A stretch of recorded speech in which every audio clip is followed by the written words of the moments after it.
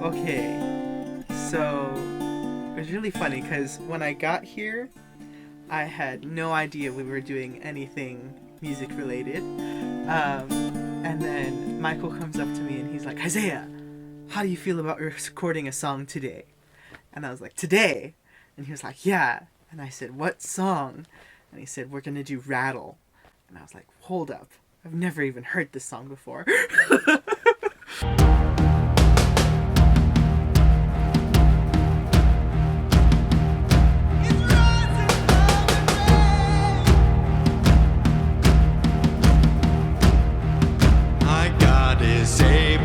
Save and deliver and heal and restore anything that he wants to. Just ask the man. And so from there we started listening to the song over and over again, and then he showed me the track that we were going to be singing over, and then we got started from there.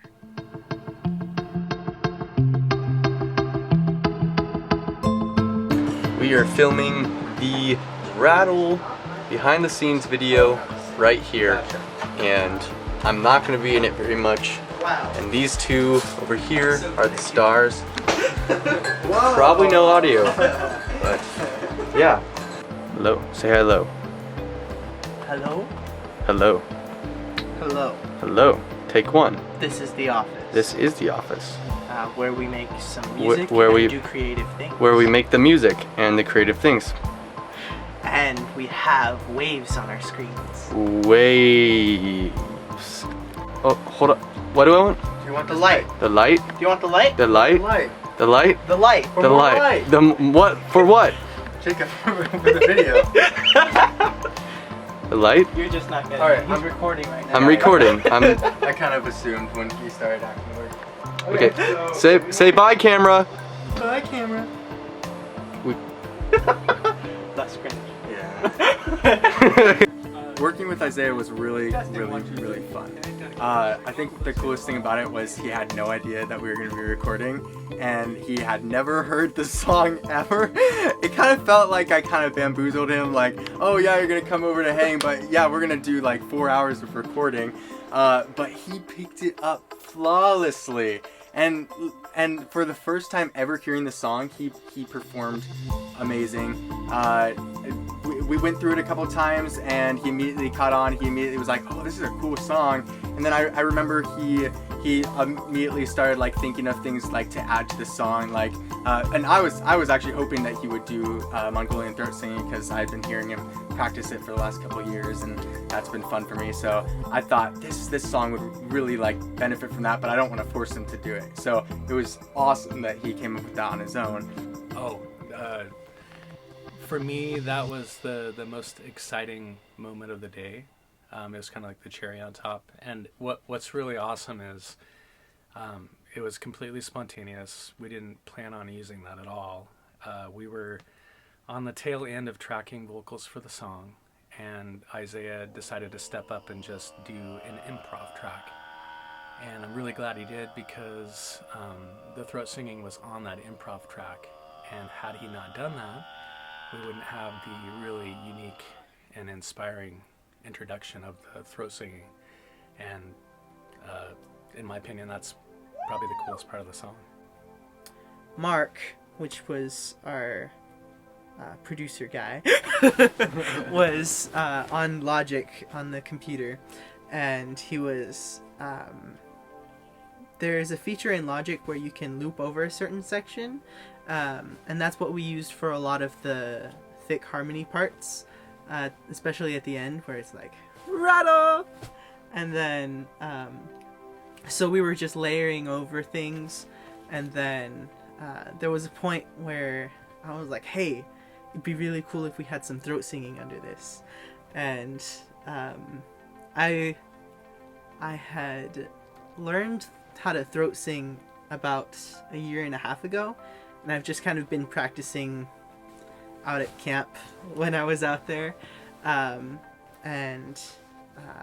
so I felt pretty confident in being able to throat sing for the track. And then he played the track, and I just went,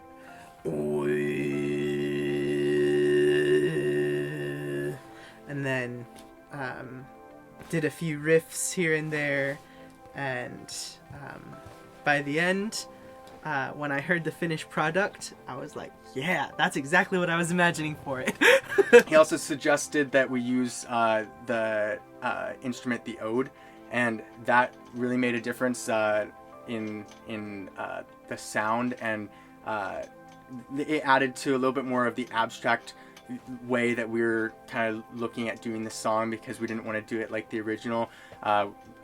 We wanted to do it our way. I just happened to have a sample library with that instrument, so I started playing around with that, and then everything just kind of developed around the vocal part, the unique vocal part that the boys came up with, and then I just let my imagination go from that point forward and tried things.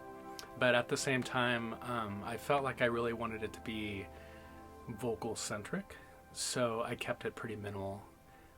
But I feel like the percussion part that we developed for the song was very important, because it really drives the pace of the song.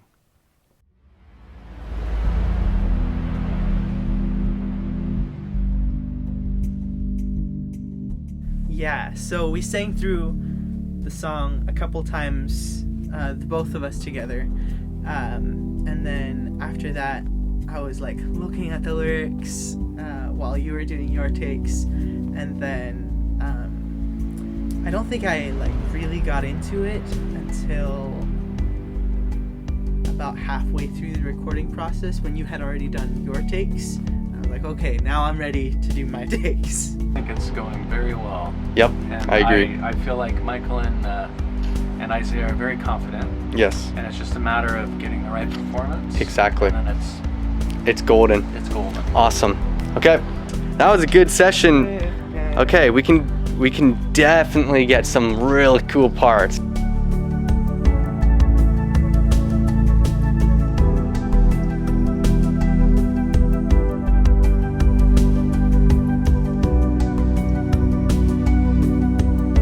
Okay, I'm gonna go back inside.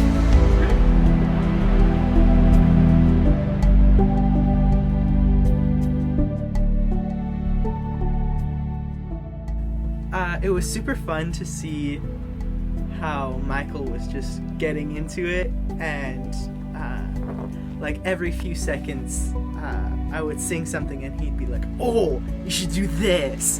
And I'd be like, whoa, I should do that. And so I would. And it was awesome. And then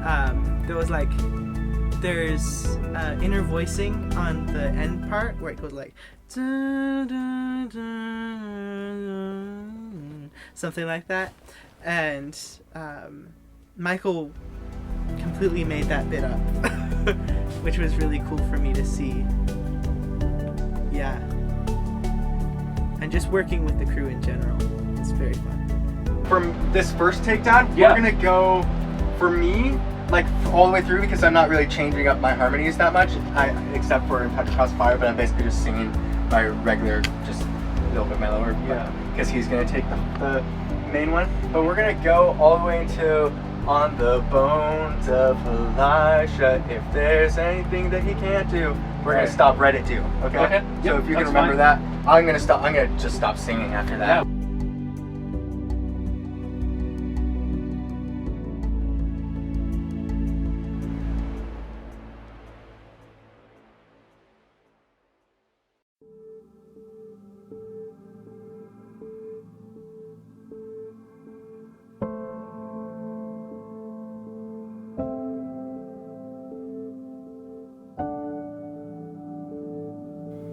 Going about filming the actual music video, I wanted to go with this homemade kind of feeling. It's like do it yourself, right?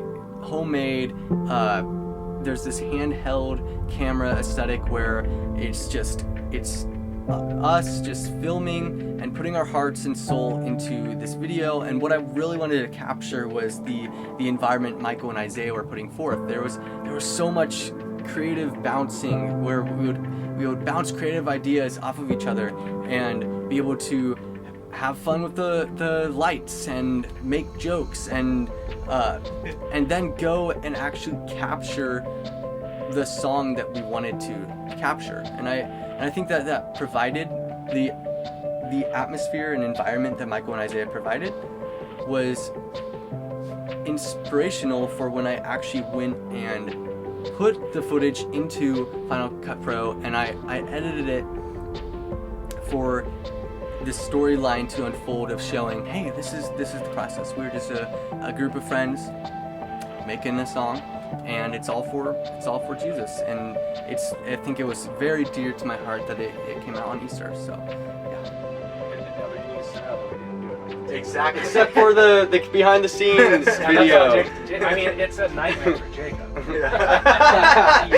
We're not doing a full, you know. The good thing is this doesn't have to be a linear video. Exactly. It can just be an artistic It's video. going to be an artistic Yeah. video. So I only had like 3 days to put the footage together and make a video. And I wouldn't recommend it, but in this instance, I was able to push myself to accomplish something that meant so much to me, and it was worth it. The outcome of the video, just one of my best works. I mean, watching the video back, I'm like, how did I do that? Some of the syncing was tedious. It was so difficult, and yet it's probably my best syncing I've ever done. It works perfectly. The difficulty was that we had multiple sessions throughout the night that we filmed the vocal tracks, and I had to capture each one of them, which I'm thankful I did, because I was originally not going to capture the individual ones, but then I wouldn't have had footage for the individual to switch, because how I did the music video was I switched up different areas, and then it wasn't chronological the way I showed it. It was more to the place during the actual run of the song, and then the creative flow of the music video. So I have areas where I'm outside while they're tracking vocals, and portions where I'm just filming the lights because they look cool. And so yeah, that's how I compiled it. It was tough. I don't have any behind the scenes footage of how I did that, so that's gonna be another video. Behind the scenes. Behind the scenes, it's coming. Okay.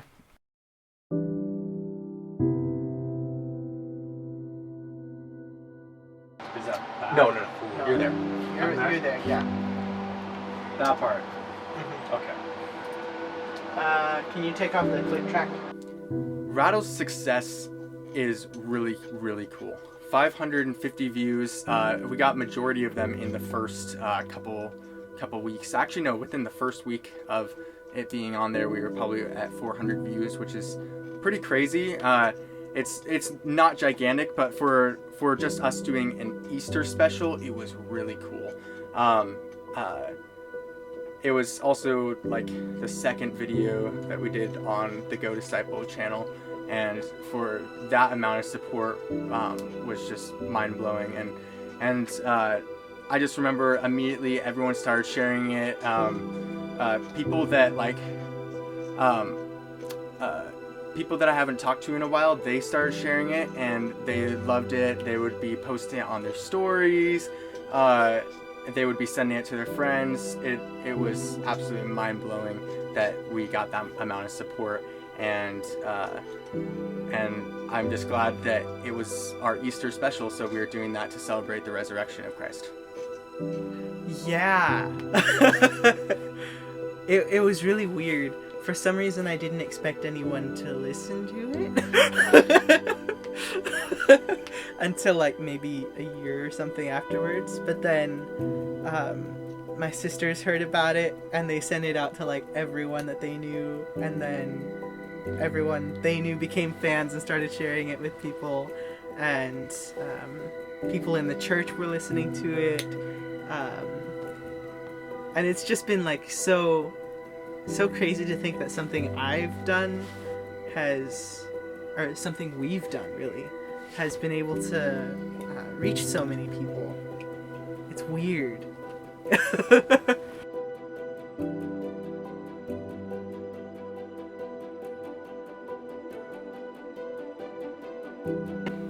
We're gonna get 20, 10 views, maybe 9. You know, we had 8 subscribers. Okay, it wasn't a sad thing to admit that that's what we expected, because that's what we wanted. We just wanted the video out there. It meant so much for us to have the video done and produced and out there, and as a sign that we're worshiping, instead of the views or the amount of support. So one of the reasons why I picked Rattle personally was last year in 2020, I believe Rattle came out around Easter when all of this stuff was going on. And I remember it just immediately, the groove, the words, everything just was so impactful.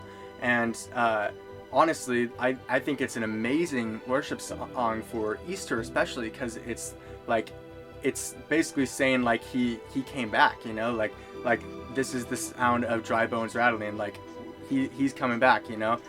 But what was really surprising is I'm sitting there as the video is premiering, and I see, I think, 15 viewers watching live.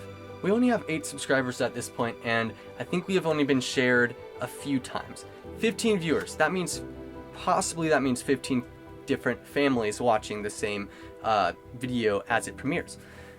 The next day, we are almost at 130 views. And in the next couple of weeks, it's already climbed to about 400 views. That is a lot, and we're rapidly gaining subscribers. We're at the point where we hit like 27 instead of 8. That's pretty good, considering it's a channel that this was the second upload. This is the second upload, and that's why it was important for us to make sure this was a quality video to put out there, so that you can expect more from us for the channel moving forward.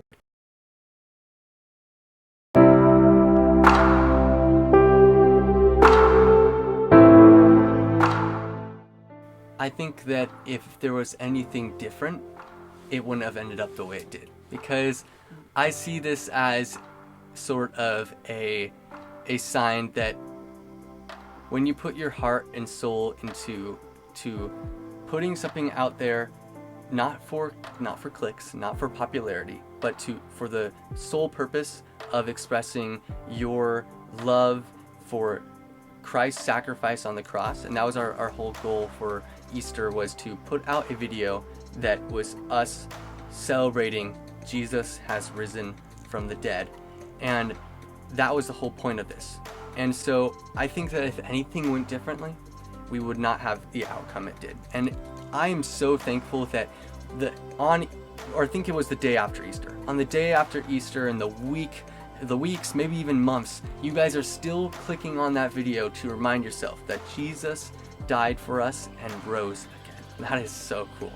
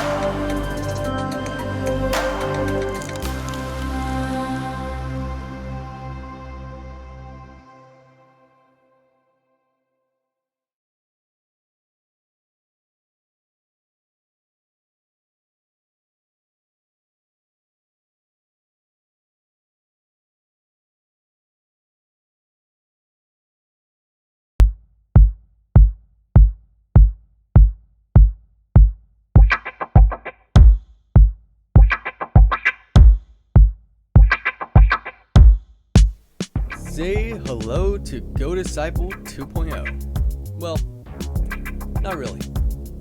Sorry, I couldn't resist.